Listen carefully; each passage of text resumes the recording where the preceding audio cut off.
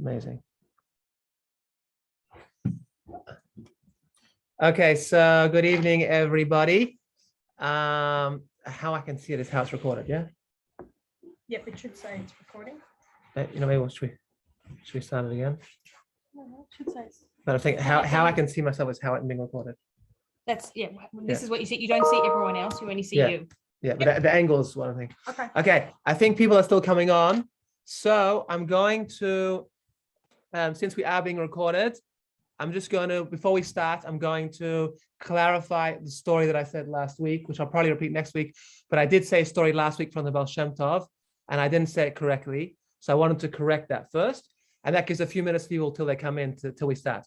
So I said the story from Baal Shem Tov, that he sent his Talmud, the famous Maggid of Mezrich, and he told him to go to nearby the river, the lake, and sit up in a tree and just watch what's going to happen. So he just followed his master's command, and he went to the tree, and he sees that a soldier who was passing by dropped some money and rode off on his horse. And then a young boy came a while later, saw some money on the floor, picked up the wallet, all excited, and he went home. Then an old man came and went to sleep underneath the tree, and the old man fell asleep. Now the soldier returned wanting his money. He checked his wallet and he checked his horse. He can't find his money anywhere. Wasn't under the saddle, so he comes back under the tree. Who's there? Old man starts beating him up. Where's the money? Because he didn't believe him when he said, "I don't have it." He starts beating him up, right? Saying Yiddish.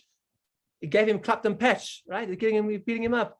So the Maggid was like, wow, what's going on? So he goes back to his master, the Baal Shem Tov, and he says, what's going on? Why do you send me there? So he said, because I wanted to show you, people don't understand in this world, sometimes suffering, a good person suffers, and people seemingly who are wicked prosper. So he said that this was all in line with reincarnation. All three of them had existed in a previous lifetime together, and the soldier and the young boy had been in a court case where the young boy was owed money, right? And the old man was the judge, and the judge wrongly and intentionally awarded the wrong party the money, right? So he didn't give the money to the boy, which he should have in the previous lifetime and previous incarnation, and therefore they had to all be reincarnated now to fix that. That's why you see that the soldier dropped the money and the boy took it. So the soldier's money, which he owed, was then given to the boy who he owed it to. And the old man, who was the judge, he copped a beating for doing the wrong thing in the previous lifetime. So even though there are things that we don't understand in this lifetime, but often they're due to reincarnation. Now, I want to correct that story because last week I did not say it accurately by heart, but I went and researched it, and that's definitely exactly how the story goes. Tonight, we are talking about heaven and hell, and there's so much in the literature, so I don't know how much we'll get through, but we've got next week as well, so it gives us time to talk, and we're also going to touch on souls and reincarnation, which is a whole nother topic which we'll do next week. We've got a small crowd, but I might go around the table just quickly and get people's understanding of what they think. Preconception. What's your understanding, Shimshon, heaven and hell? Like Gehenim and Gan Eden. Yeah. What's your idea? What do you think it is? Can you say it louder? And say it loud for the camera. Should I turn the camera? No, but maybe repeat just so that people online can hear. Talk loud. My understanding of it is the dimensions where with the neshama. In the case of Gehenim, the neshama would go there to be cleansed. Dimensions where the neshama goes to be cleansed. Okay. Gan Eden is if no cleansing is required. I guess somebody has spent their life doing mitzvahs and doing avodas Hashem. Yeah. And for lack of a better word, it's one says that it's an environment of reward. Okay. So environment reward where there's no probably cleansing, not the where no best cleansing is term, required. as an efficient word to use. Okay. Fair enough. So one place is if you have not lived up to standards. if you've taken a few detours along the trip. Yeah.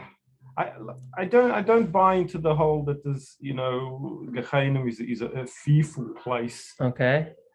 I don't buy into that concept, but it's a place where the neshama goes for tikkunim. Okay, stronger for tikkunim, but repair and rectification. Fair enough. So in your mind, it's not fearful. Fair enough. Okay. And what about Jacques? Do you have any idea what you think it is? Well, I can tell you, but you won't understand it. That's okay. My thoughts are positively negative. Positively negative, yes. Meaning? I've been reading recently from Rabbi Schneider, I think, or something from the UK. Okay. That as human, yes, we are attached to neshamot. Yes, correct. One is the one with us on earth, and the other one is the one up. Yes. And that confused me completely. Okay. And as far as heaven and hell, do you have any preconceptions or not? Well, I don't believe in the afterlife. Don't believe in the afterlife. Okay, fair enough. So that makes it simple, right? Yeah. If you don't believe, there's nothing to say. All right. What about Ruben? Did you want to say anything about any preconceptions, what you thought heaven and hell would look like? Heaven be the state of the soul and neshama after it's transcended this life or the number of incarnations we're due to go through to get to that ideal state. Yeah. But I think it's beyond physical limitations anyway. Beyond physical limitations. Okay. Yes. Yeah. And hell, I think more than anything else, an understanding of hell is about up for grabs, depending on probably the first thought that was ever put into our minds concerning that. And it's usually cast as very unpleasant, undesirable. Absolutely. And remarkable how many people brag about going to get there. Exactly. 100%. So what we're told as children sort of shapes our perception, and we never really research it or look into it deeper, and then we're stuck with this, let's say, traumatic sort of, burning, gruesome, fires of hell. That's what you mean? Look, I can't see that. I mean, if there is a place to go and sort out our negatives, through hardship, I don't see it as being having any permanence at all. It might be a necessary learning curve to go through until we get to the ideal state that the soul is destined for. Okay, perfect. And can I just say, while I'm just in the middle, this shir is going to be dedicated in the memory of Gershon ben Ruvain Tzvi, whose other name was known as Yitzchak, Mr. Gershon Yitzchaki, yes, who was a big donor. I think he gave money to this shul as well, Sason Yehuda, and he passed away today. Friend of the shul, friend of Bet Knesset, and he was a big, very charitable to all over town, and he passed away today from corona very tragically and prematurely, and it would be a big loss to Melbourne. So this shiur is definitely going to Le'ilun Nishmas in memory and in merit of his soul. Okay, thank you, Ruben. Lynette? Do you want to say anything about heaven and hell? It's interesting. I haven't really given it a great deal of thought. I've given more thought to reincarnation than I have to what goes in between one life and the next. Regarding hell, I sort of clearly don't really believe that hell is like the Christian version of, the fires of hell that you're in for eternity and blah, blah, blah. But I would imagine what one might perceive as hell would be the torment of the soul, like kind of almost like the regret and the like looking back on their lives and going through the suffering of like, I did all these things that weren't that great, and kind of like a cleansing purification process. That's probably my perception of it. But again, it's not something I've really given a great deal of thought to. Okay, that sounds very, very interesting. So we're going to see further on, but both of you, Ruben and Lynette, both seem like you're on the right track. Chana, do you want to say something? Oh, Chana's way over there. No worries. We can. What about Rowena? Thank you. Rowena? would you like to say something? Because if you would, you're on mute.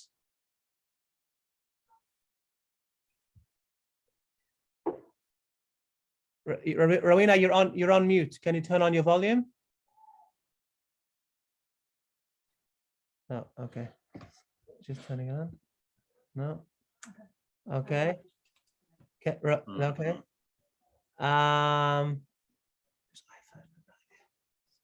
No idea. Okay. All right, Diago.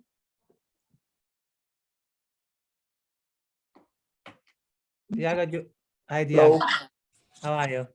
Good, and you? I just get in, so I know.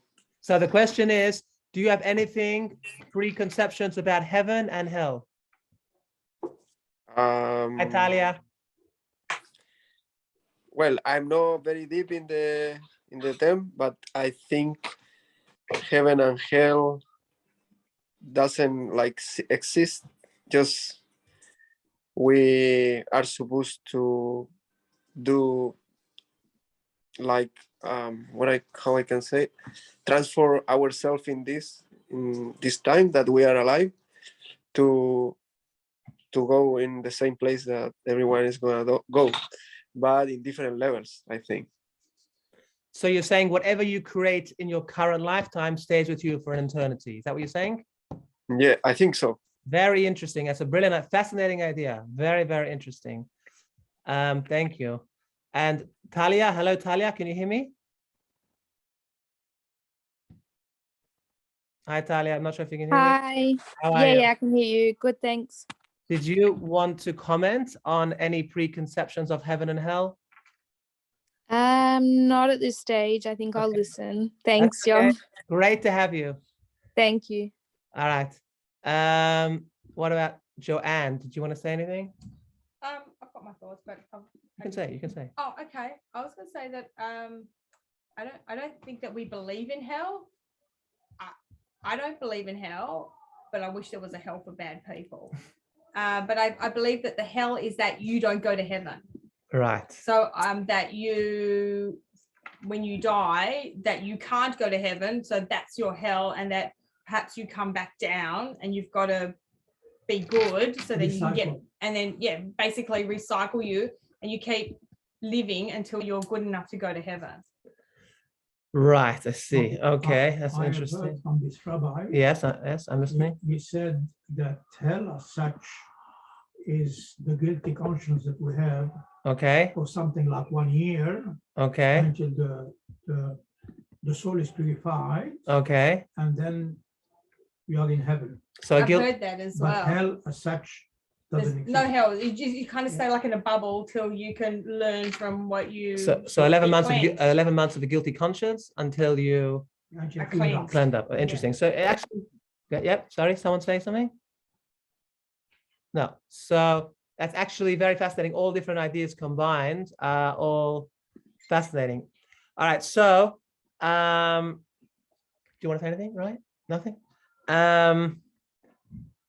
So we'll get started here from the Jewish perspective is, and everyone's touched on different points. So we're going to basically bring it all together in a very clear, hopefully a very clear and articulate way. So the Kabbalists explain, and we touched on this last week, that God is good, and therefore he wants to bestow goodness on humanity. And what would be the ideal or ultimate goodness, like the most optimal, the best type of goodness God could bestow? That would be a goodness in which people will not feel that they have gotten something for nothing, because the sages teach us that people who eat their friend's bread, they feel shame. They feel shame, they didn't earn it. It's like, imagine if your friend had a big company, very successful entrepreneur, and he paid you all the money, right? But it was his company. You'd feel so much better if it was your company and you created it and it was all your work, right? Then suddenly you'd feel like, it comes to you. So since God wants to give the ultimate good, the best of the best possible good is for people to feel that they earned their reward and therefore they really, really can enjoy it. They won't feel like they're embarrassed because they didn't earn it. So in order to get this reward, God created a world where he gave us the opportunity to earn it. Now, the thing is that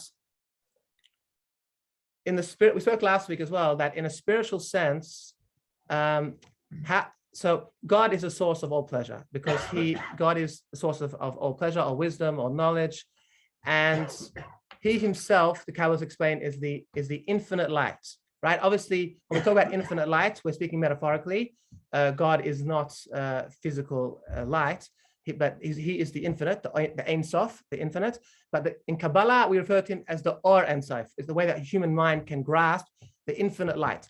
So the infinite blinding light. And so in order for us to sort of bask in God's light, we have to be able to we would get totally consumed by that light. So God made a physical world where he concealed and restricted his light in a way that we can then exist without being blinded. In a similar fashion to the same way, if you want to watch a projector screen, you got to turn off all the lights in the room, and then the projector will be able to watch the projector. You want to watch the World Cup on the projector, you got to turn all the lights off and you see the projector. If the lights are on, you will not see any projector in the room. It just won't exist because the lights are blinding it out. So God had to dim, so to speak, all of his lights, and that happens through a range of spiritual worlds, and the 10 Sefirot, etc., until we have a physical world where we can experience independence of God. But really, there's just one unity, but in the body we feel independent. So God is the ultimate good. The good is to be close to him, but the infinite light is very blinding. So God says, how can you be like me? How can you be like me? In the physical world, you have a closeness through proximity and space. And with, when you have time and space, you can give someone a hug, you can be close to them. But in a spiritual sense, how can we be close to God? So the answer is, the Kabbalists explain that similarity equals closeness in a spiritual world. Resemblance equals closeness. So we have to remember, in a spiritual world, there is no time and space. So if you are different to something, you're far from it, you can never be close. Because by definition, you're far. You can't just walk next to them. There's no time and space. So you have to be similar to be close. Now, the archetype for this that we can understand in this world is love, right? You can love someone from the other side of the world and feel extremely close to them, or you can hate someone who's sitting right next to you and feel very, very, very distant from them, right? So we already understand this spiritual Kabbalistic concept, right? Through the physical expression of love, where if someone you hate is right next to you, you feel very distant from them. But someone who's far away outside the world, you feel that you love them, you feel very close to them. So since similarity equals closeness in a spiritual world, so God gave us the opportunity to become similar to him. Okay, so they explain there's 3 levels of pleasure. The first level of pleasure is your basic animalistic pleasures, like eating, drinking, getting married, and all the things that we like to indulge in. That's your basic animalistic pleasures. That's the lowest level of pleasure. Excuse me. No. Marriage is not. Marriage not. Marriage not. Okay. We have an objection to marriage, so maybe we won't say marriage. Yoel. Yes. Shalom, shalom. Nice to see you. Nice to see you. Maybe not marriage. Welcome. But then the second level of pleasure we have is more of a mental pleasures, art, fine art, music, listening to an unbelievable composition, right? That gives you really a high level of pleasure. And it's much higher level in the sense it's more consumable. Like if you eat too many, if you drink too much or you eat too many burgers, as much as you enjoy indulging in burgers, you're going to feel sick and going to vomit, right?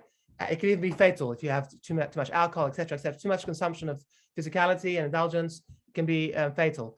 But like fine art, you can enjoy more, right? A good book, or yeah, like we have an author here, Joanne.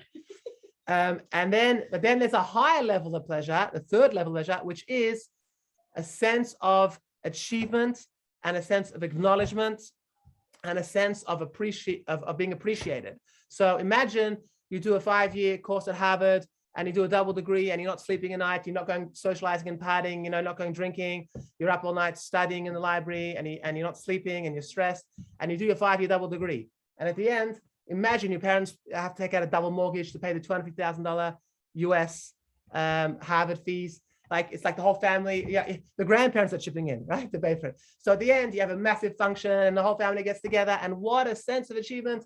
Our grandchild, our child, our brother, our nephew, right, passed the Harvard exam.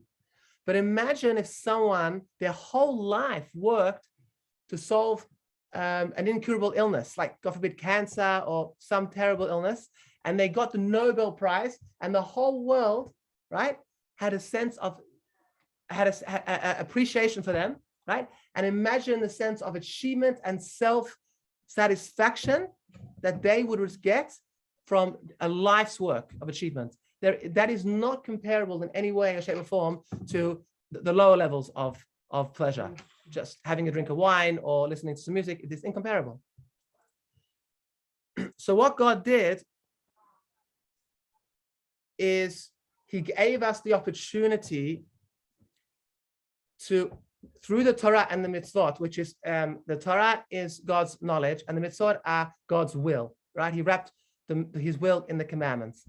And he said, if you keep the commandments, two things are going to happen. Number one, you're going to become similar to me, and you're going to be able to bask in my light because you will be similar. So you'll be close to me, right?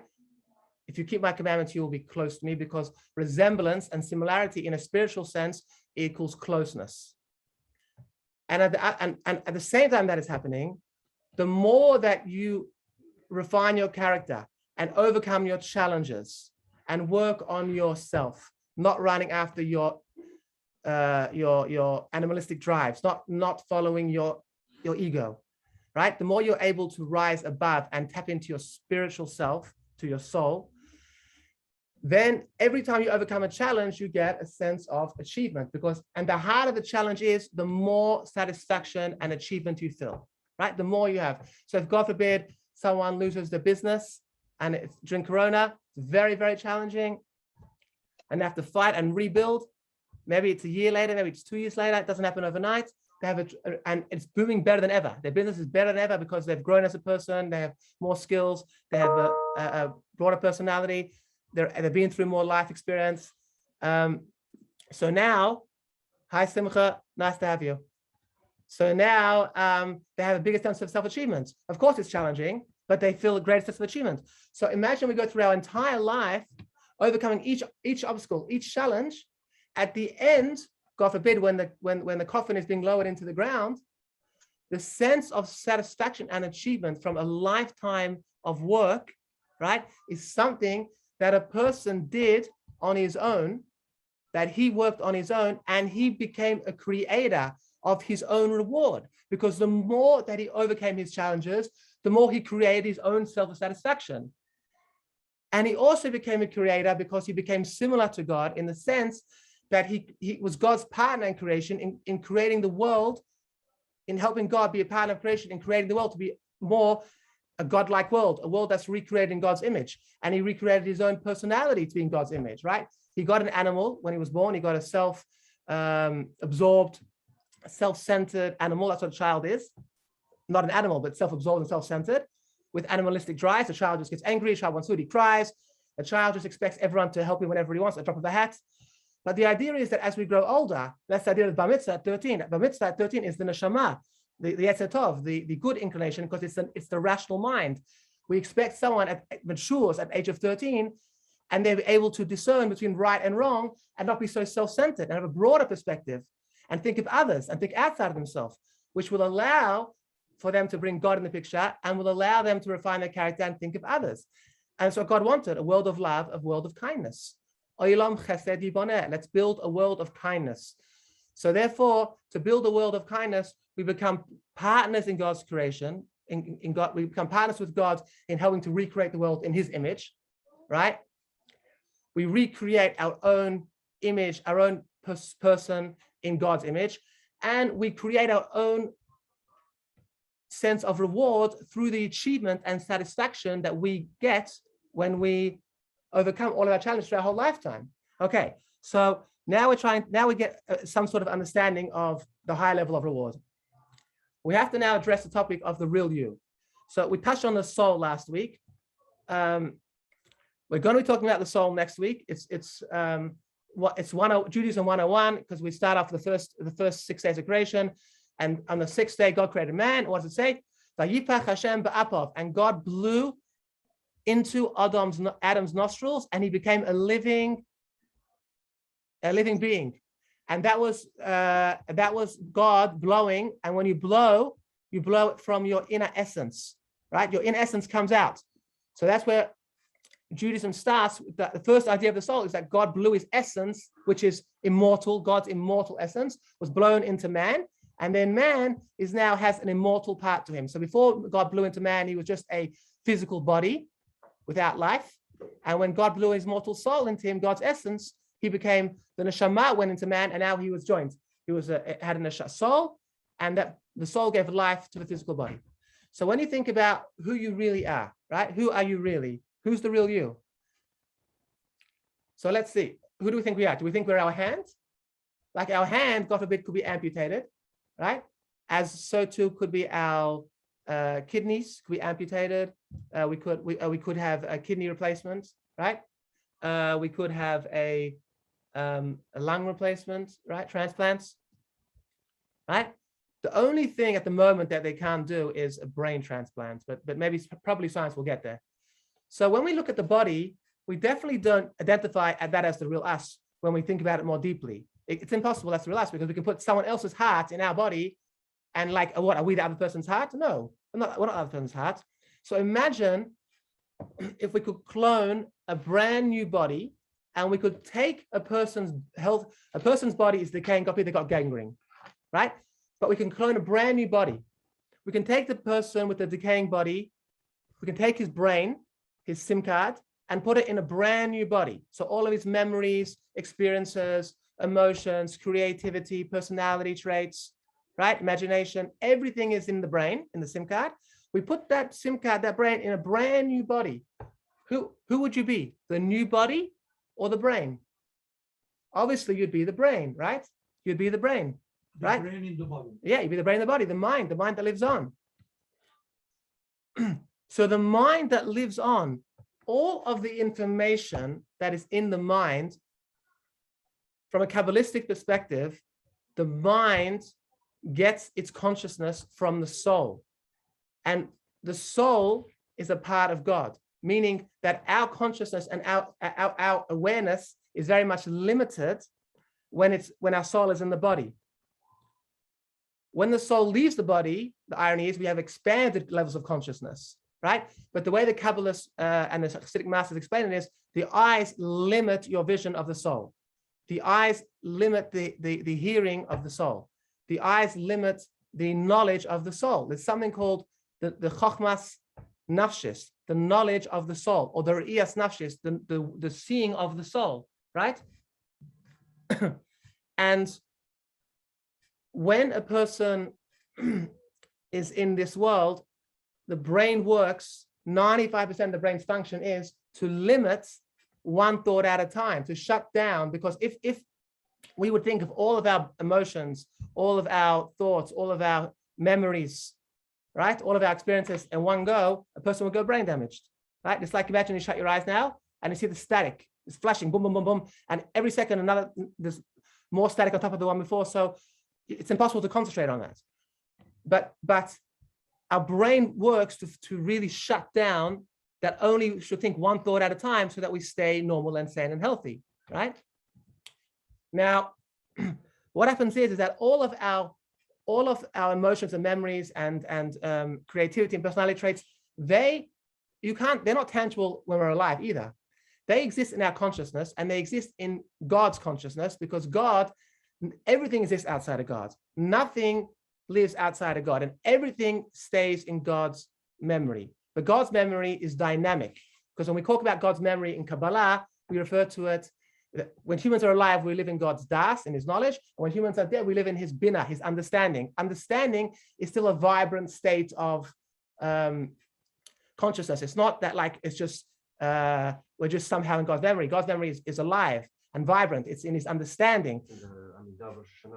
Like we say in Rosh Hashanah Musaf, exactly. So a person, after he passes on, that knowledge, that all of his memory cards, the memory card that he has, that continues to exist even beyond his physical body. And when they talk about hell, what they explain is that imagine your mind and your consciousness being wide open. Imagine your mind being wide open. So when you're living in the physical body, the body is limiting one thought at a time. And when you do something wrong, it rationalizes and it justifies. So a person does something wrong, right? Straight away, he thinks, oh, it's not so bad. The guy deserved it. He's anyway a nut job. Yeah, it was my mom, she's crazy, or it was my mother-in-law, whatever it is. People justify and they rationalize. Yeah, it could be in the office. Yeah, the guy had it coming to him. If you know what he did to me last week, we justify. But imagine now when the person leaves his, the soul leaves the body, and the body of information that's in the person's consciousness, in the person's soul, which lives on forever inside of God, is now out for everyone to see. So the mind is wide open, and the valve of the brain, the reducing valve that tries to reduce one thought at a time, is no longer reducing what people can see. And when a person passes on, he's not just in himself, but everyone who ever existed, God and all the great tzaddikim, all the prophets, Abraham, Isaac, Jacob, Moses, all your grandparents, all your friends who are passed on, all those souls are there, can see everything that's happening. The Kabbalists explain that the spiritual world is an arena where knowledge can be transferred without being attached to any matter, to anything physical. Now, if you think about that for a second, we've already come in the last 100 years within a tiny piece of plastic of that reality. So what do I mean by that? So some of us in the room are older and know there used to be a 1-300 number to call for a phone number. Hey, you want a phone number? You call up 13, and they have a big warehouse, 10 stories high, with tens of thousands of phone books of all the Australian people, 26 million Australians. And they look up the phone number, wait 5 minutes on the phone, and they say, yes, page 76, yeah, on the 10th story, on the 14th shelf, right, in the 27th book, it says that Mr. Taylor, yeah, lives on this address, 95274745. Today, right, we have managed to condense all that information into a tiny little piece of plastic and metal called a USB stick. That's incredible, right? That's incredible. After thousands of years of being science fiction, today, we take a tiny piece of plastic, a USB stick, and all of those trigger bytes, right? Thousands of gigabytes are stored on a piece of plastic. And as technology is advancing, you can already have a pull-out screen, which is just pure light. There is no physical attachment. It's just pure light. So when we say in Kabbalah that in the spiritual world, it's an arena where you can transfer information without being attached to physicality or to matter, today that makes perfect sense to us, right? You don't even need that piece of plastic of the USB stick. So a person passes on, the body of information of his life experiences, of everything he's done right and wrong, lives on. Now imagine when we get caught doing something wrong in this world. They say a person gets caught with his pants down, right? Imagine how embarrassing that is. And yet the brain can rationalize and the brain can forget, right? The brain forgets. You wait enough time and you forget. That's one of God's gifts to us, that we forget. And it makes it easier for us to grieve, makes it easier for us to go through challenges and pain because we forget.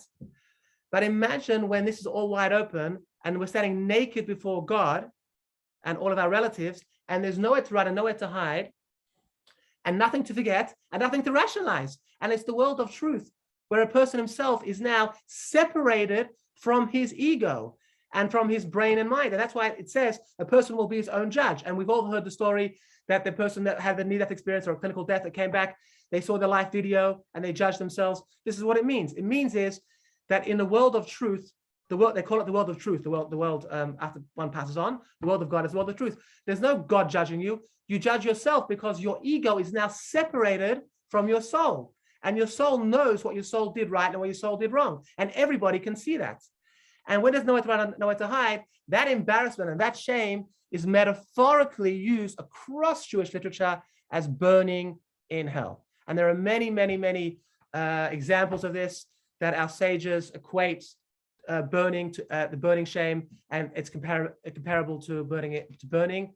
For example, the story of Yehuda and Tamar, when the whole story in the Yehuda and Tamar, where Tamar was Yehuda's daughter-in-law, and there was a mitzvah to the Yibum, and Yehuda's children did not want to take her to the Yibum. After their brother died, they meant to marry the brother's wife and have children. So the brother's name should live on. They didn't want to do it. So she then dressed up and was with her father-in-law, and then when the father-in-law found out that she was pregnant, and they thought that she was because she was still, so to speak, legally bound to one of the son-in-laws to the Yibum, so she wasn't a free woman. So therefore, the punishment was to be put in the furnace of fire. So she didn't embarrass him. So she sent him her staff. He gave her a staff when they were together as a payment. So she said, whoever this staff belongs to, he should come and take it. And he realized it was him. And she didn't embarrass him. So you see how she was willing, Tamar, to jump in the burning furnace in order not to embarrass Yehuda. We find the same thing in the Talmud with Mar Ukva and his wife. They were giving charity, and they didn't want to embarrass the recipient of the charity. And they left it at the door, and the recipient ran after them.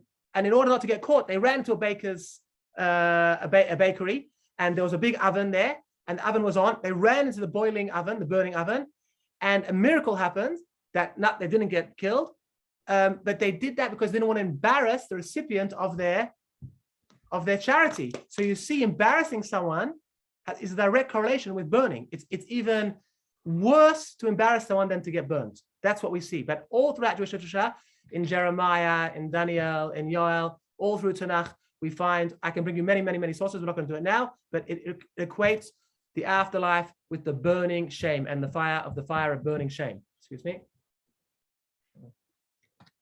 Okay, so now that we understand that,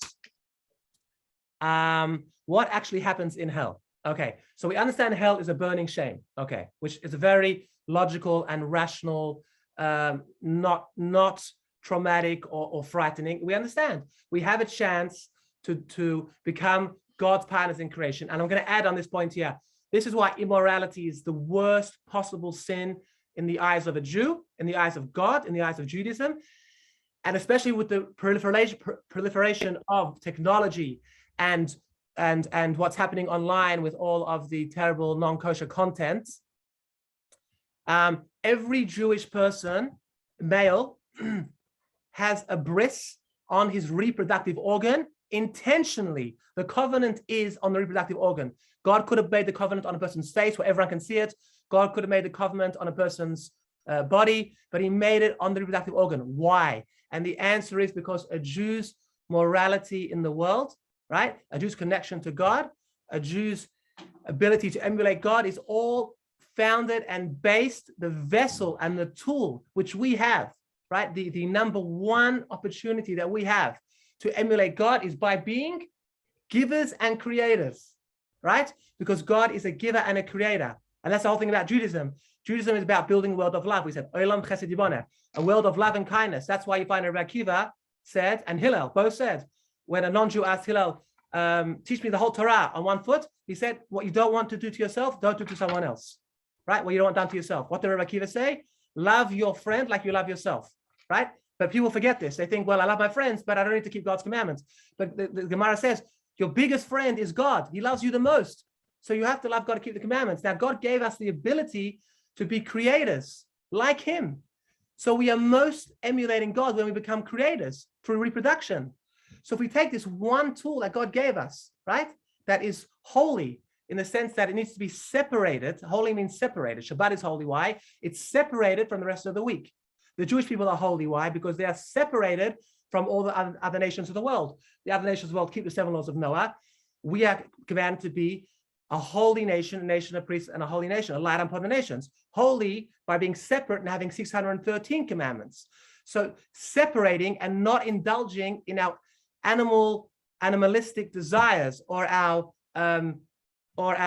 impulses that we want to just have instant gratification, right? We have to make sure that the tool that God gave us to really emulate him and imitate him and resemble him, which is to recreate and procreate, is done in a very godlike fashion of giving and loving in a way that we are creating and constructing a beautiful family with beautiful wife and children, etc., etc., etc. If we just use that for short-term pleasures and encounters, superficial encounters, we become the opposite to God.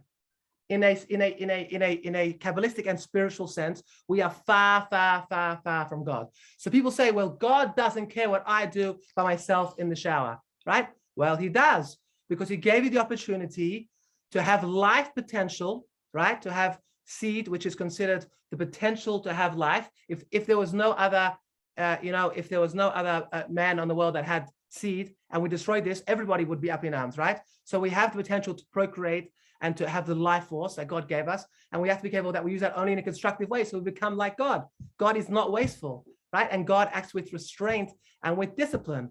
By allowing us to exist, God is acting with restraint because he's withdrawing his light, right? He's restraining his blinding and infinite light to allow us to have the perception of independence from him, to allow us to earn our reward. So everything is a gift from God. The Torah and the mitzvot are a gift from God to allow us to become similar to him, to emulate him. In fact, all the Hasidic masters say that every one of the 613 commandments are really just God's gifts that allow us to be close to him, to get reward. That's what they are. That's how they have to be seen. If you see it as a burden or as some sort of this terrible toll in my life, I've got to keep God's commandments, then it's not for you. The idea is that it's a gift. We can be similar to God. We can be creators. We can be givers. And it's all about thinking about other people, right? But in the way that God wants us to.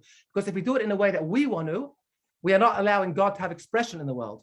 God's will finds expression through his commandments, which he wants us to perform. If we want to do things and be spiritual in our own way, that's fine. But we're not giving expression to God's will. And we give expression to God's knowledge and God's wisdom when we learn his Torah, because that's his knowledge and his wisdom. So we can be very spiritual and do whatever we want, right? And do mantras and dance and have music and do whatever we want, meditation, but we're not giving expression to God's knowledge unless it's through the Torah, right? We're not giving expression to God's will unless it's through his commandments and his mitzvot and what he wants us to do. So now that we've understand that, what is hell? So hell is only 11 months. There is no concept in Judaism, and a lot of you already said this. The Christian idea of hell is corrupted, and the Jewish idea of hell, which is the source, because obviously Christianity took a lot of Judaism and then sort of made their own ideas with it. The Gemara says there is no hell. What the Gemara is saying is there's no eternal hell, right? What we mean by this is there's no eternal hell for regular people. There are some terrible, terrible, terrible people in the world, like Hitler and others, and those people, their souls are cut off forever. They don't, like a fly, it lives and it dies. So there are people who their soul, that's it, because of what they did, or let's say it's not it, but they suffer internal torment. But for the Jewish people, right, which the Gemara says, all the Jewish people are righteous, even the non-righteous upon them have commandments filled with mitzvot like a pomegranate. Pomegranate is full of seeds. So even the Jewish people who are not righteous are full of mitzvot. The Jewish people overwhelmingly, everyone, there's no eternal hell. There's 11 months, what we will call Gehenna of the embarrassment. And 11 months, what happens is that after 11 months, which corresponds to 11 months of the Aveilot, here we have 11 months of mourning, of Kaddish for 11 months, because after 11 months, the shame wears off. The shame wears off. Now, two things are happening here. One is it's a cosmic cleansing in the sense that, like the burning shame, every time you want to kasher something, make it kosher in your kitchen for Pesach, or something became non-kosher, you got to kasher it, right, with boiling water, or with or you use the fire, right? The blowtorch, thank you, the blowtorch. So the burning shame is like a blowtorch. It really cleanses. It takes out what we call the when you have stuff that is absorbed, blias, it's called blias, stuff that absorbs, non-kosher stuff that's absorbed in the pot, it takes that all out. So the soul, all that comes out. Imagine you go to the dentist and your tooth has plaque on the tooth, right? And when you go to the dentist, every time it's terrible. Like the dentist takes this device and he starts scratching, and it's like you swear to yourself you're gonna brush your teeth twice a day forever, right? Because it's so painful. When you go to the dentist, it's indistinguishable, the tooth between the plaque. It's all stuck. It's all one, right? So that's sort of what's happening in the 11 months of the embarrassment. God is separating the plaque from the soul. As well, the embarrassment is a deep sense of regret, which is shuvah, right? What's the main component and ingredient of regret? Shuvah. The sense of, I'm sorry, I want to be close to you. So that is happening when you have the 11 months of embarrassment.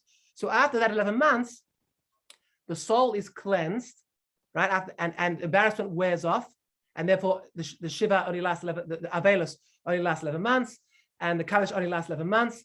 And then a person can be, then his soul is cleansed, which means all of the schmutz, all of the bad stuff, all of the plaque of the soul, the sins that he did, the embarrassing things that he did, the things that he really regrets, right? The things that darkened and blackened the soul, they are all gone. And now the soul is now just a shining ball of light, and he can be similar to God again. However, here's the catch. Your reward, heaven, which is closeness to the infinite light, right, is only according to what you earned. So when you go to the dentist and he gets rid of the plaque, you don't get a brand new tooth out of the catalog, right, that the model has in the catalog. No, you get your tooth without the plaque on it. But your tooth may still be, an old 30, 40, 50, 60-year-old tooth that's been decaying and it's yellow and it's changing color, et cetera, et cetera. So we are all judged and rewarded based on our potential. Each person is judged based on his potential. Nothing to do with anybody else. If your potential is a 7 and you score a 1, you end up, after the cosmic cleansing process and the embarrassment and the purification, etc., kashering process and the regretting process, God is going to be, out of his infinite kindness, is going to give you a reward, yes, but you're only going to get the 1. So if a person, for example, he could have put on tefillin every single day, but he put on tefillin only at his bar mitzvah, right? So he became similar to God in the sense, right, that he incorporated God's will in him, which lives on forever, God's will and God's knowledge. See, everything in this world, right, is superficial. It has no, what we call in Judaism, kiyum. It has no sustain. It's not sustainable. It's like a dead fly on the wall. The dead fly on the wall, the dead fly on the windowsill, is it real? Yes and no. It's real that you can touch it, but it's not real in the sense it's going to decay and that's it. It's gone, right? The only thing that lives eternally is God and things that are part of God's will and God's knowledge, because God's will and God's knowledge are inseparable from him. God isn't made of duality like different parts. God is his will and his knowledge is all God. So if you attach yourself to God's will, the Torah, or God's knowledge, God's will, the mitzvot, or God's knowledge, the Torah, then you are part of God that lives on forever. And more than that, you also become a partner of God in creation. So you're not only you attached to God, you're also a partner of God, right? That lives on forever. So and that's why they say that we look at every Jew in a positive light. There's no such thing as a bad Jew. Now, a Jew could do bad things, of course. A Jew could do bad things, but the Jew is always good because the infinite soul that lives for eternity inside him, the godly soul, that is inherently good. It will live forever. And however much a person makes that soul similar to God, that will be his reward. So if you have one tefillin for that your whole life, you're only going to be similar to God in the sense that you have one tefillin, one little mitzvah. But if you put on tefillin every single day, wow, you're going to be tens of thousands of times more similar to God when you pass on for infinity, right? For eternity. If you light Shabbos candles every week, right? If you give tzedakah, charity every day, it's not going to be even comparable how much more similar you're going to be to God, right? Than if you gave tzedakah once or if you lit candles once in your life, right? So, and this is why it's so important to understand that we can never ever judge another person. And judging is the most non-Jewish idea that there is, judging. We can tell people there is a mitzvah to help people, to help them if they're doing the wrong thing, and they're open, and they're receptive to the message. By the way you come closer to Hashem is by doing X, Y, and Z. And they're like, oh, I'm sorry, I didn't know it was wrong. Yeah, or they need support. Sometimes people just need support, like if they're smokers, they need support to encourage them not to smoke. Or if they are, sometimes they have temptation and a good friend can help them, They're at the Kiddush, 7-layer chocolate cake, they're on a diet, a nudge from their friend, come on, you can control yourself. That's good support. But being judgmental is the most anti-Jewish thing. Why? Because how free will actually works is that we don't actually have free will on everything. For example, right, you don't have free will now to go and kill your spouse. Now, maybe it's in the realm of possibility, but let's say 98% you're not going to do it. 98%. So how they explain this is the following, that imagine you have a battlefield with two armies, right? Two armies are coming on a battlefield, okay? So if I can use this as an example, right? The two armies are coming. Now, if I divide this in the middle, divide this in the middle of this tissue, okay? So this is the one army here. This is the Roman army on this side. Okay. Then I turn the tissue. This side is the Greek army. On this side is the Greek army. Okay. Now, both these sides have already been conquered. They're going to meet at a spot, at a point in the middle. In the middle of the two camps, there's going to be a spot where a war is going to take place. The Greek army on this side and the Roman army on that side. So the actual place of war is going to take place. The nekuda, the dot, the point of war will take place over here, right in the middle, right? So that's how it works with a human's free will.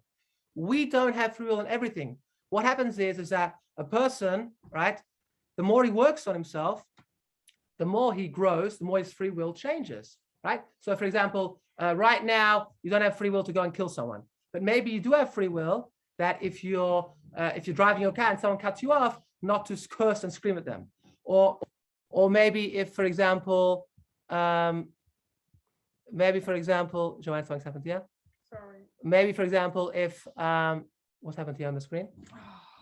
Maybe, for example, your friends, you have the ability to control yourself not to speak lashon hara, gossip, thank you, about your friends, right? That's within your free will range, right? But not everyone has free will now to, for example, give $1 million of charity, or just pack up their business and sit and learn Torah 24 hours a day, or not sleep at night, and just learn Torah all night, right? Not everyone has that type of free will. So that's why the rabbis teach us, the sages teach us, that if you gave $10,000 of charity, right, maybe it's not enough. Al tamin ba'atzmecha ad yom moso. Don't believe in yourself until the day you die, because maybe you didn't do enough. Maybe you should have given $20,000 of charity. You learned 1 hour, maybe you should have learned 2 hours. Right? We don't even know our own point of free will. We always have to try our best. But at the same time, we can never be too despondent. We can never feel too guilty or too upset, because it may have not even been possible for us to overcome that challenge, right? Sometimes it's going through the experience. It's not always the end result that we envision, right? God has his own idea for the end product. That's how it should look, right? Not always that we set goals. Does God want us to complete them or finish them? But God wants us to try our best. So therefore, the expectation is wrong. We think the expectation that we have ourselves is that we're not allowed to fail, right? We have to be perfect. But God's expectation is, right? And if we're not perfect, we give up. But God's expectation is exactly the opposite. God's expectation is we will fail, we will stumble, but all he wants from us is not to give up. That's what it says. Ein adam ba'aretz asher yaseh tov v'lo yechta. There is no human in the world that does good and never sins. No one. Everyone sins. Everyone falls. So then what's a righteous person? Tzaddik, sheva fogelgarn. He falls 7 and he gets up, meaning he falls, but he never, ever gives up. So therefore, we can never believe in ourselves till the day we die, because maybe we didn't do enough. We can't judge ourselves or others because we don't know what the exact point of our free will is. So maybe, and the Sfarim write this, the Kabbalists write this, that sometimes you're just not able to overcome the challenge. You just have to try your best. You are able to try your best. Absolutely, right? You have to always try your best. But just because you tried your best doesn't mean it was always God gave you the opportunity. You might have a big challenge to raise $1 million of charity and you got to 900,000. That's amazing. You tried your best, right? You may have had a challenge. You wanted to finish the entire Talmud, but you got distracted and you had triplets and you had to go to work 16 hours a day and support your family. And that's what God wanted of you. So you couldn't finish the whole Talmud. The point is you have to try your best. Every time you take out the Talmud, it's 10 o'clock at night and you're exhausted and you try to learn for 20 minutes and you fall asleep. That is trying your best. So therefore, as long as we try our best, that's all God wants from us. And we shouldn't be too judgmental of ourselves. So to conclude, what we'll say is the following. This is how the Kabbalists sum it up. This world is the world of maximum challenge, which is a gift from God. It's the Harvard exam. No one wants their son to go to the rundown community college, you know, free education, no books, no resources, no football pitch. No one wants their son to go to that rundown college, right? They want to get the Harvard exam, even though it's going to be an enormous sacrifice and investment financially, emotionally, right? Very, very taxing mentally, but everybody wants the Harvard exam. The greater the challenges, right? The greater the challenges, the greater the reward, because your sense of self-achievement, satisfaction, accomplishment, not only in your eyes, but in the eyes of God. How much of our life do we spend trying to find validation in the eyes of our parents now, and our community and our friends? Now imagine that everybody, your father, your friends, your grandparents, your uncles, all the tzaddikim, Ben Ish Chai, Rambam, right? Moshe Rabbeinu, Rabbi Akiva, Avraham, Yitzhak, Yaakov, and God himself. You found validation and credibility in their eyes. What a sense of accomplishment. So this world's world, the maximum challenge, and it's a gift. And the next world is the world of maximum reward. The more you have a sense of satisfaction and achievement, the more that you are godlike, the more similar you are to God, the closer you are. And therefore, we won't have questions of why righteous suffer and why God conceals his light from the righteous, and why the wicked prosper, because we understand that this is the world of maximum challenge. And if we want to just sit down and eat our popcorn and just retire at 25, then we are not going to be similar to God. That is not why we are here. And everyone has their own choice what they want to do. Judaism does not believe in forcing anyone to do anything. And everyone has their own choice. So if we use our free will, which God gave us as the biggest possible gift to emulate him, God is reaching out and saying, I want to have a relationship with you, but allow me in, allow me in. One of the great Hasidic masters says, where is God to be found? Wherever you let him in. So that is from me, and we will open up the floor to anybody who would like to comment, ask, add, clarify. Yeah. Does anyone want to, if you would like to say something, you can just wave or pop in. Hell is not so bad. We have a comment here, hell is not so bad, from Jack. Hell is not so bad. It's not so bad in the sense is that it's whatever you make it. Because my last time we go to hell, now I feel better. Yeah, well, actually in the Pirates of the Caribbean, I think it was second or third one, he comes into the conference of all the pirates, they all gather, and Jack Sparrow comes in, and he wants to find out the secret to eternal life. And the head of the whole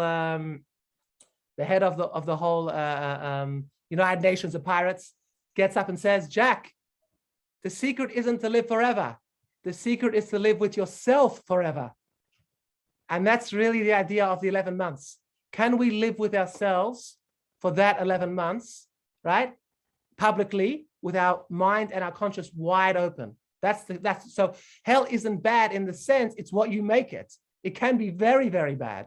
I mean, they describe it in horrific terms because the burning sensation, it's something that mental anguish, mental pain is so much more worse than physical pain because it's unlimited, right? The body, the physical pain is limited, but the mental anguish and the psychological anguish of the soul is, and we'll talk about this next week. Next week, we're talking about the soul and the body and the psychological pain and identifying with the soul and the body and how it works with the 7 days of mourning and with the burial and why you have to bury someone straight away and how the soul rises to the other worlds. We're going to talk about that. Next week is a whole new discussion about the soul and reincarnation. But for tonight, it was mainly heaven and hell. How about Ruben? Anything to say? My thought is that you've addressed it within purely Jewish parameters, with a Jewish worldview, with Jewish modes of behavior and values and acquired behaviors and all of this. What do we do with all the rest who live outside that? Because we're a very small feature on the face of this earth. We're only very small people. What is our understanding of the approach the rest of the world has? Great question. And I spoke about this last week, and it's good you raised it in this context. Judaism is a universal life code. This is the biggest difference between Judaism and all the other religions we touched on last week. They all are exclusive. Christianity, which with its hundreds of different branches, each one is more exclusive than the other one. So the Protestants believe the Catholics are going to hell, and the evangelicals believe Protestants and Catholics go to hell, and the Mormons believe all three are going to hell. So, and Muslims believe if you don't believe in Muhammad, you're not going to heaven. Judaism is a universal life code. It's not a religion. Everyone has a purpose and a place. And the way Judaism addresses this is that there are 70 nations, core nations. Obviously today, there's many more, but in the biblically, there's 70 nations. And every single one of those nations have a purpose. And God wants a relationship with every single human.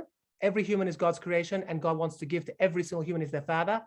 But God has a special bond with the Jewish people because he wanted one nation that will be the nation of priests and teachers. Like every single shul has a rabbi, every church has a priest, and every mosque has an imam that teaches and that is, so to speak, on a higher moral and spiritual plane, held to a higher moral standard, that it can influence others and lead the way and lead by example. So too, God said, I want one nation out of all the nations that will lead by example, be a light unto the nations, and be a nation of priests and a holy nation, which is the Jewish people. So we have much more responsibility, much more commandments, much more rewards, because much more satisfaction. The non-Jewish world have the opportunity to convert and get the increased reward, but they're all going to go to heaven if they keep the 7 laws of Noah, which basically mimic the 10 commandments, except for a few gifts like Shabbat that God gave only to the Jewish people. But if the non-Jews, all they got to do is don't steal, don't kill, etc., keep the laws of morality, set up courts, just societies, etc., and they all go to heaven. Obviously, they have to believe in Hashem and believe in God, etc., etc. It can't be idol worshippers, obviously. If they believe in God and they want to emulate him and be close to him and have a relationship with him, they all go to heaven. But that's not the same heaven, and I've just explained to you why. Because the heaven of keeping 613 commandments, being persecuted for 2,000 years, going through Spanish inquisitions, giving up your whole family, burning at the stake, never selling out God because of that faith and that integrity in the relationship, right? To be one with God and to keep and it's harder to live every day and sanctify God's name than it is to die. If you die, you die once for God's name. But you live every day sanctifying God's name, it's incredibly difficult. So therefore, the sense of satisfaction and achievement is much greater, hence the reward, and the sense of achievement is much greater. But they all go to heaven. Everyone goes to heaven if they do the right thing. Absolutely. Excuse me. Is the soul directing the body? Excuse me? Is the soul directing the body? Yes, there's the soul is directing the body. Next week, we'll talk about this. Is the soul directly in the body? There's 5 levels to the soul, 5 levels. And we're going to talk about it next week. But how it works is that I spoke before about God's infinite lights and turning off the lights in the room to allow the projector to be seen. So how it works is as God's lights are dimmed, it's called and referred to in Kabbalah as spiritual worlds. So in the higher worlds, there's more of God's light, hence more revelation. You can see more godliness. But as we go through the world, God's light is more withdrawn and there's more restraint and more concealment, and until we get to this world. The same is in the human soul. Those great tzaddikim, those great righteous people, Hasidic masters, Kabbalists, that are able to tap in to the higher levels of their soul are really tapping into higher levels of consciousness, right? So the soul has 5 levels, and we'll talk about it next week, but it's nefesh, ruach, neshama. The neshama is the bridging one, which when we sleep at night goes up, and then chaya and yechida. And we'll talk about next week which ones are where, but basically those that can tap into the highest levels are broadening and advancing their consciousness, right? And there's more of God's light revelation because there's less concealment. That's how it works. So yes, it is in the body, but it's different levels. Some of the soul's in, some of the soul hovers above. The soul is multi-layered. If the soul directs the body, If the soul directs the body, direct it, the body does what the soul tells it. incorrect. No. So the question was, if the soul directs the soul does what the body tells him. So the answer is no. That's a very interesting point. Sorry? If the soul Directs the body. The body acts according to the soul. Right. And it should be the soul. The body should act according to the soul because the soul is giving life to the body. But right? If the body dies, Yeah. the soul suffers. Right. Yes, because the body is only a clothing to the soul. And this is again for next week. But basically the soul, according to the Kabbalah, has 2 clothings. One clothing, it sheds its spiritual garments when it enters the physical garment, the physical body. When it leaves the physical body, it puts back on its spiritual garment. And that's why the word oir, light, and the word oir, skin, are interchangeable, identical in Judaism. The word for skin, which is the bodily garment of the soul, the physical garment, and the word oir for light, which is the soul itself, are interchangeable because the soul and the skin become one. But yes, but the person has free will. So he does have a soul, but the body is in a constant battle with the soul, because the soul is that rests in a person's mind, in the rational self. But the body is very, very powerful, because the body has the ego, the body has emotions, the body has drives, right? And therefore the body pulls the soul away from what the soul knows is right to what the body feels. So every morning when you wake up, you have the body, you have the soul, and you have the ego. And they fight it out, right? Should I go to shul and put on tefillin this morning, right? It's dark, it's raining, it's cold, it's winter. So what happens? The soul wants to do what is good. The ego wants to do what looks good, and the body wants to do what feels good. So the body wants to roll over. I'm comfortable. I'm fine. I'm good. Let me do what feels good. So it's a constant battle. And we refer to this. Emunah in Judaism, we spoke last week, isn't blind faith. We spoke last week about the principles of Judaism. If you haven't seen it, it was phenomenal. We had a phenomenal Q&A discussion. And especially from 25 minutes in, I address the fundamental principles, how we know it. And because we know it, we trust in Hashem. So emunah in Judaism is trust. It's not blind faith. It's blind trust. Once we know and establish God is our Father, He took us out of Egypt, and with the splitting of the sea and the 40s in the desert and the revelation of Sinai, etc., etc. So now we have trust and integrity and faithfulness in our relationship. Emunah is faithfulness. So when we go to the Kiddush, and our mind, our rational self says, don't eat the 7-layer cake, and our body says, eat the 7-layer cake, who's going to win? So if we have the right integrity, right, then our neshama will win. But very often people do smoke and do drink and do run after attractive people, even though it's bad for their wife and their kids and their family and themselves, because they're human, right? So it's a constant battle. And that's the thing, we have to try and not allow our body and our society to distract us, especially today with all of our distractions with social media. We're constantly distracted, and we're not allowing for our rational self to think and critically analyze and critical thought, right? What is going on here? We spoke on Shabbat about this. Yes, any other questions? Lynette, anything? No questions, just find it really interesting. One thing that sort of really landed for me is this thing about, it's kind of like, you fall, you pick yourself up, you dust yourself off, and you keep on going. Like that whole thing of like not being despondent. Yeah, well, not just not being despondent, but just not giving up. Like, something doesn't work. Okay, well, it doesn't work. Doesn't mean you have to walk away from it. It's like, all right, well, what else? How else can you approach this? What can you do? And I'm sure there are times that, yes, sometimes it's like stop knocking your head against a brick wall, and it's appropriate to stop that direction, because that is not an appropriate direction, which is probably why it keeps failing and falling. And then you look, well, what else? Like, but not, yeah, I don't know. It's just, it kind of resonated with me, that particular. Yeah, absolutely. No, I can see that, because a lot of people think if they're not successful, then it's a problem, but it's not necessarily. It's not necessarily. Sometimes we are happy about things that happened to us a long time ago. That today we're so happy that they happened to us, but back then it was a painful growth. We had to shed. It's almost like, they say with the shedding the shell, when the butterfly comes out, it's beautiful, but it's got to shed the cocoon, right? Yeah. Jack, thanks so much. Thanks. Good to see you. Really good to see you. Enjoyed yourself? Great to see you. Thank you. Yes, we have to try our best. Simcha, do you want to say something, Simcha?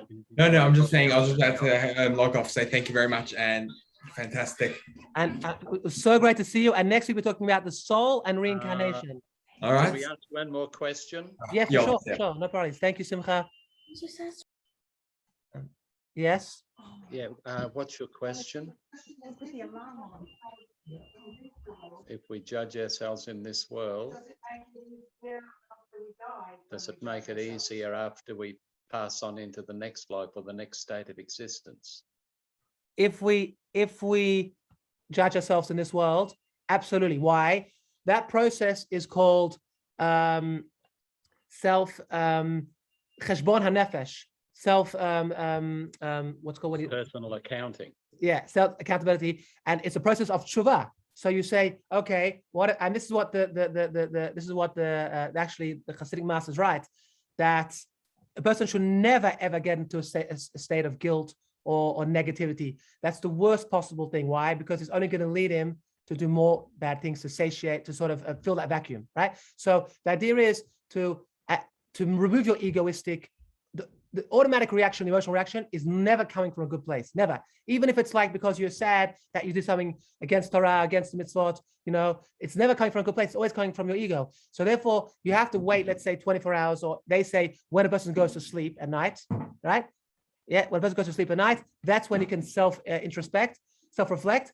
And then you think about how you want to be close to God and how, maybe what I did wasn't so great in a non-negative way. And then you regret what you've done wrong, because the main point of tshuva is that you have regret and you want to be close to God. It's all about your heart. You want to be close to God. So if a person, and that's why they say, do tshuva every day, like you're saying, self-judgment, self-accountability every day, introspect every day.